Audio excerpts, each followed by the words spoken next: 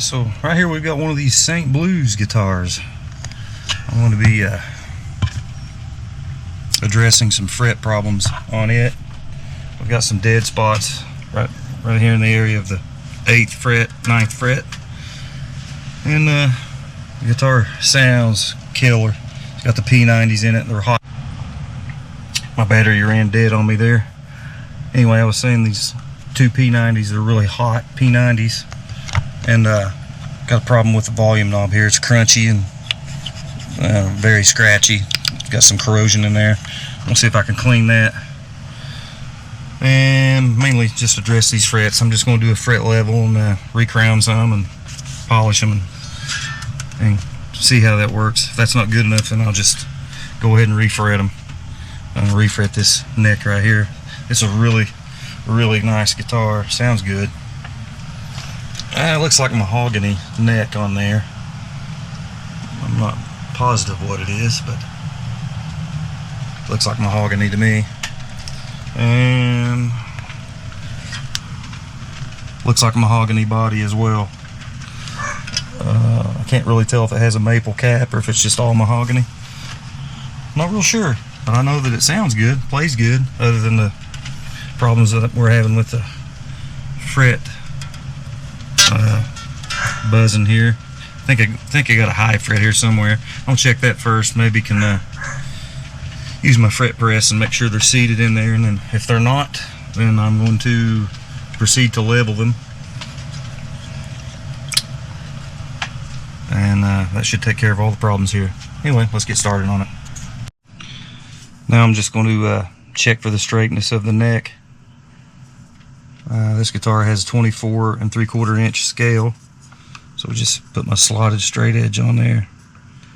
It's got a slight back bow, which may be what I want because we're having trouble right in here, but I may loosen that truss rod and get it exactly flat.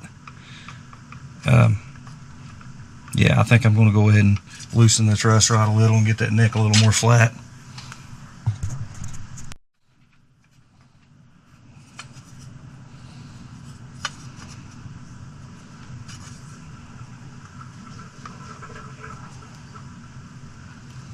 Just takes a little bit. All right, we got it flat. It's nice and flat now. So now we can take the fret rocker. You've seen this on my other videos. You can take this up the frets and see if we have any high ones or low ones. Essentially what this does is it bridges across 3 frets, and these are perfectly precisionally ground edges. Obviously frets are closer together up here, so you have to use the smaller angle here. Then you'll go to the next biggest one, and to this one, and then finally, if you need to, like on a bass guitar or something, use this longer one when you get up towards the headstock. So we're checking. And what happens is if you have a high fret, you'll have some gap in between there on the frets that are beside it that are lower than the high one, and that will cause you to be able to rock this back and forth, and you can hear it clicking. If I find one here, I'll show you.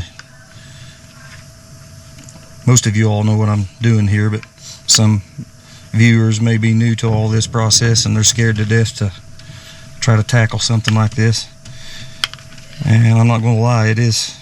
You may want to practice on an old piece of junk guitar before you jump into a good guitar, because you can ruin a guitar in a hurry if you don't know what you're doing.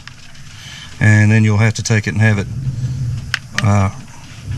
professionally refretted, or at least at best you can have 1 or 2 frets replaced, whatever that you had butchered practicing on it. But there's a high fret right there. I don't know if you can hear that. This fret right here is high. So what is that? That's 1, 2, 3, 4, 5, 6, 7. Yes, just what I thought. The 8th fret is a little high. I already pretty much knew that from playing it. So I may be able to beat that fret down. Here's one that's a little high right here too. You can hear that. So I'll take my little fretting hammer and see if I can knock those down in there and see if that takes care of that problem. I'm still going to do a really light fret leveling though. So see, 12, 11, 10, 9, 8, I believe it was this fret right here, the 8th that was high. Yep, right there. So what I'm going to do, find my fret hammer, which is this little guy right here, overpriced hammer that I got from Stuart McDonald, dead blow hammer. And I'm just going to see if I can, and I've got a dead blow bean bag here essentially, and try to knock that fret down. We'll see if that makes any difference. Sometimes you can knock these frets down and they'll seat, and nope, we've still got the problem. Still got the problem here, so it's probably not going to help us.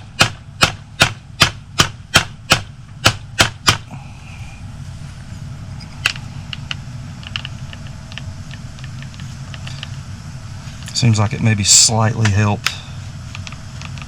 There's one here somewhere. It's right here. Try this one too.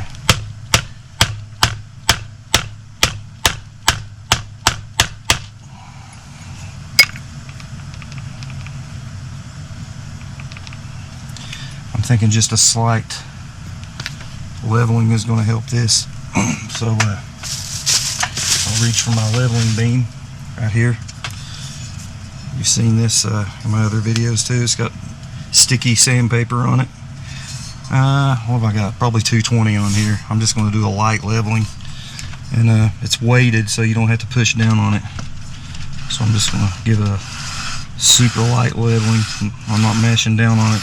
I'm not putting any pressure on it. I'm just letting the weight of the beam do the job, because I don't want to take much material off these frets. I like tall frets, and I don't want to end up with fretless wonder frets because I hate them. If these frets end up being too short, and I'll have no choice but to go ahead and pull them out and put me some new tall frets in here.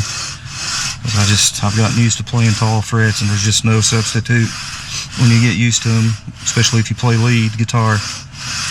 Your bends are just so much easier, and you got a better feel with the string, and I think they sound better too. I really do. If you have a heavy touch though, sometimes it'll make you play out of tune. You know, you'll be playing some strings sharp. You got to kind of get used to having a lighter touch, which is always a good thing to get used to. Okay, before I go too far, I'm going to check and see what's going on here. I see some divots, but for the most part, I'm touching all the frets except for right here. There's a low spot, and there's that high fret. I can see that it's sticking up there pretty good. And I believe what I've got is I've had a combination of a high fret and a low fret right here. So that's like a double whammy, but we'll take care of it with this.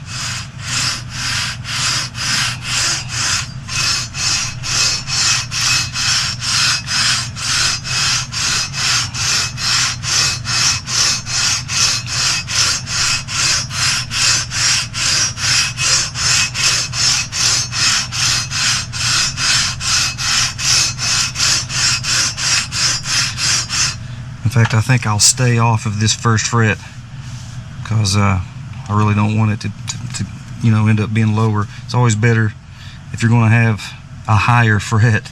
It's always better to have it the closest one to the headstock, so that way you don't have any buzzing going up here. And up here on these higher frets, you'll want something that's called fall away. Essentially, what that means is just these frets are just slightly shorter. In other words, you've taken more material off, just a little more than this, not much, just a little, and that's just kind of helps you from having buzzing problems up here. When you fret it down up here in the neck, you're not going to have buzzing going on.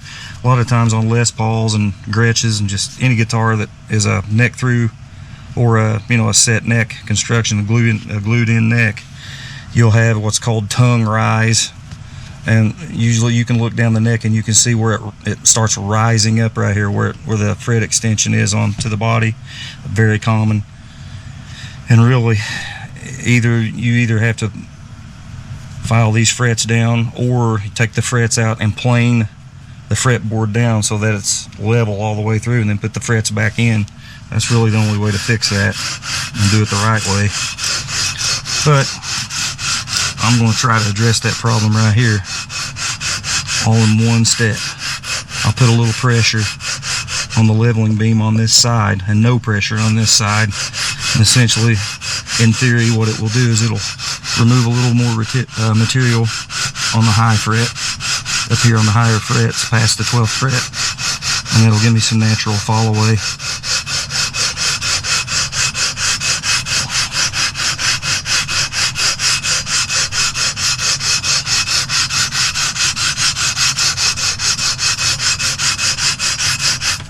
So let's check it, and I'll show you here what I'm talking about.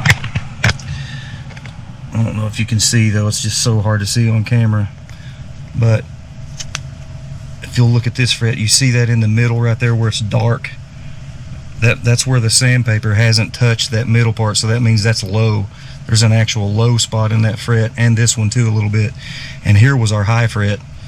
So we had a real problem when we tried to fret the G and the D string right here. It was going low because this fret's low, and then we had a high fret right here. So this was choking it out. This 8th fret was really causing a problem. But we're about to get it. I'll work on this a little more, and then we'll see what the next step is. Probably recrowning after this. So I ended up having to take quite a bit more material off there than I wanted to, but you can see this fret right here was the bad one. It had a really low spot in it, and there's still just a little bit. You can see right in the middle of that fret, still just a little bit. It gets kind of thin right there, but I think that'll work. I don't want to take any more material than that off, because I'm trying to save these frets as much as possible. The next step is just going to be having to take these frets out and refret it completely. So next thing is, you can see the tops of the frets now. They're pretty flat where I had to level them. See the flat spots on the top there, and so I'm going to use my Z file again, just a diamond Z file, and I use the centered one, and it cuts both sides of the frets, and you'll see what I do.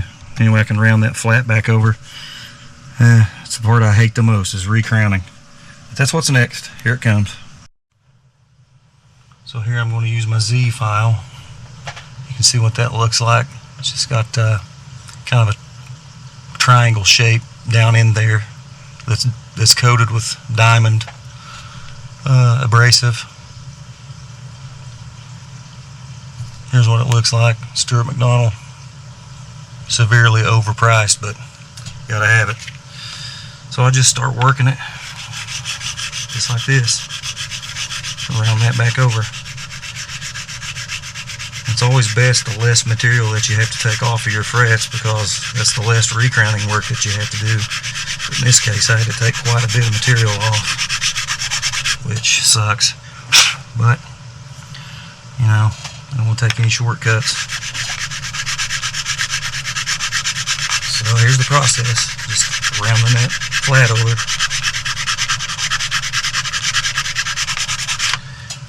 And as you do this, you can see that the flat spot keeps getting thinner and thinner and thinner on top of the fret. You want it just very thin. I'm going to say the width of a G string, somewhere around 20 thousandths or something, 22 thousandths.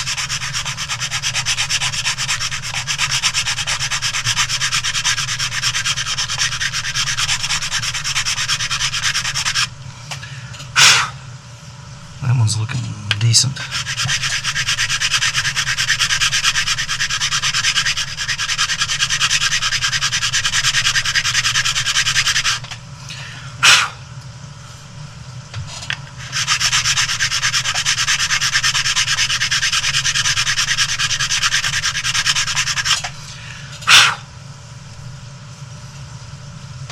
Getting close.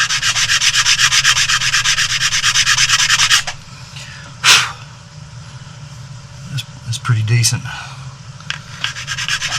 that's about how long it takes just for one fret. And I got to do all of them. 22 frets here, I think. So it's 22, 12, 13, 14, 15, 16, 17, 18. Yeah, 22 frets. Telephone. Anyway, I'll bring you back when I get done with this.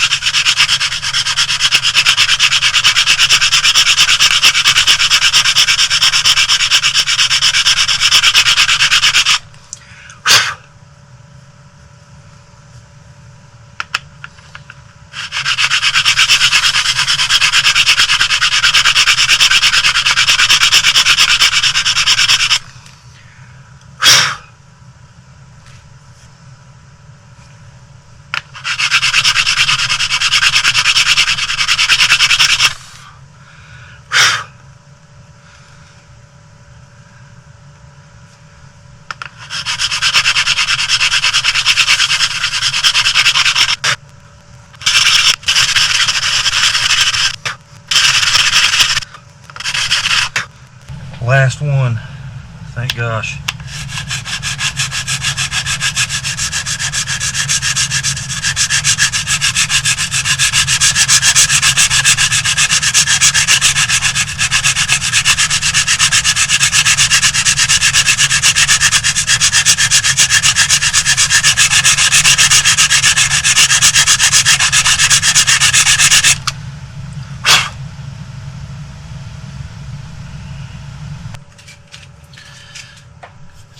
I put some protection on the body here, taped it up a little, and up here at the headstock. Now what we're going to do is take some 500, got it rolled up with a little sponge in the middle.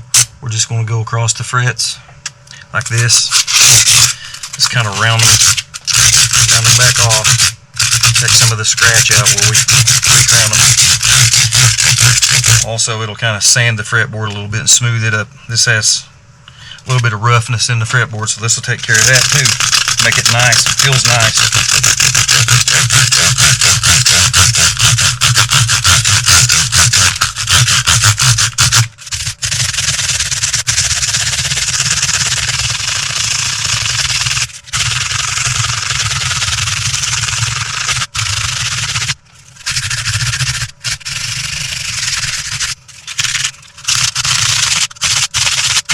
Put some lemon oil on the neck here on the fretboard. It was pretty dry. I cleaned it with alcohol, rubbing alcohol, and kind of dried it out, and I'm letting it rehydrate with some lemon oil here. Let that soak in just a little bit, and then I'll wipe it off, and then I'm going to get my little buffing wheel out and polish the frets, and should be done with this one, other than stringing it up and set the intonation, and then we'll see how it sounds. Got my little buffing wheel set up here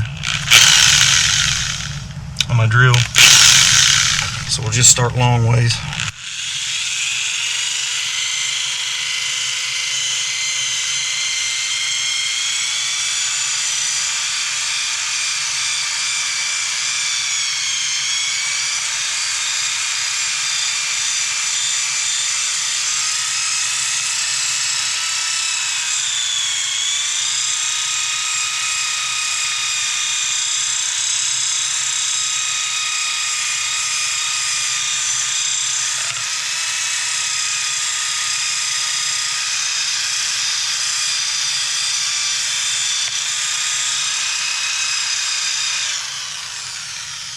I'm going to reverse the rotation, do the same thing.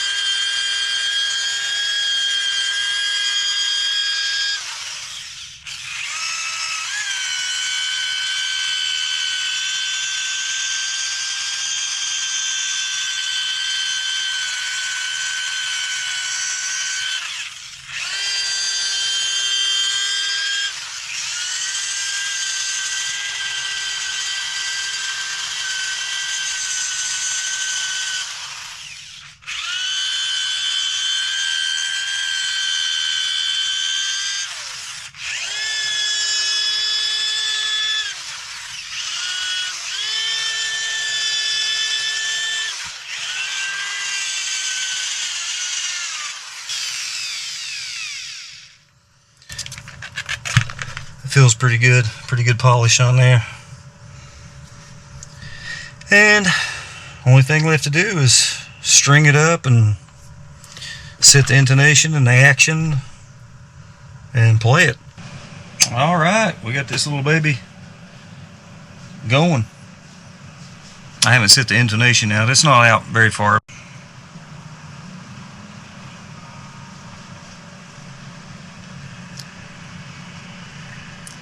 I had to take the back cover off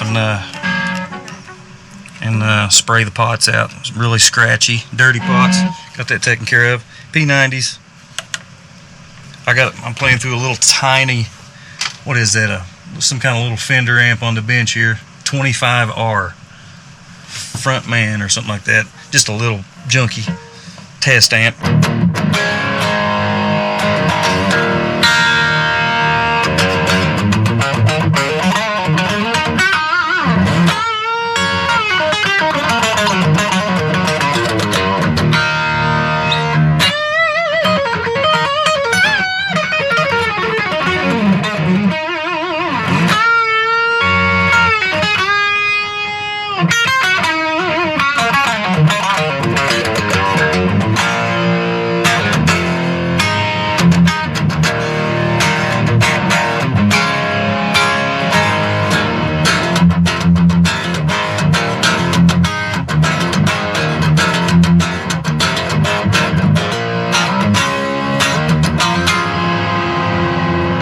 Neck position.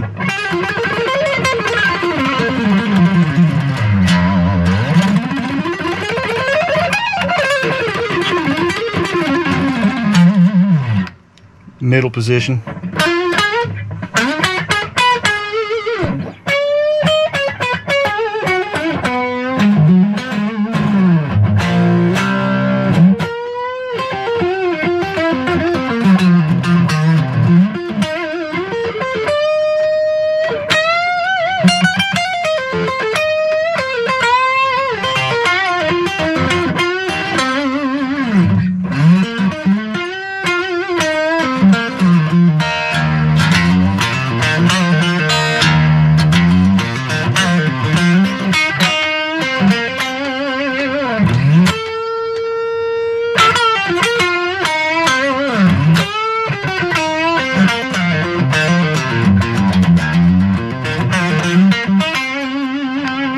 Back to the bridge.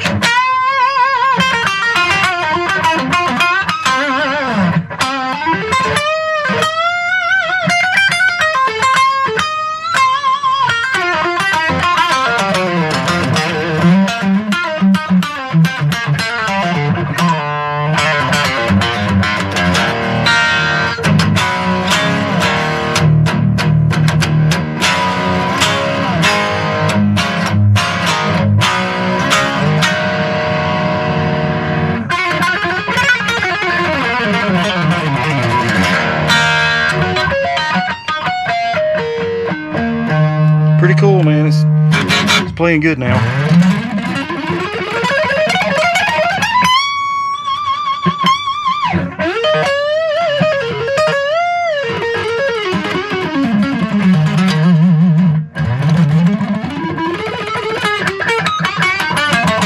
I got 10s to 56s on here, tuned almost a whole step down. I didn't even put it on a tuner yet. I'm gonna try it. I wanted to try it first is what I meant to say. I wanted to try it out and make sure these pots weren't scratchy. But I'm going to set the intonation on it next. I'm not going to do that in the video though. Everybody's have seen that a million times.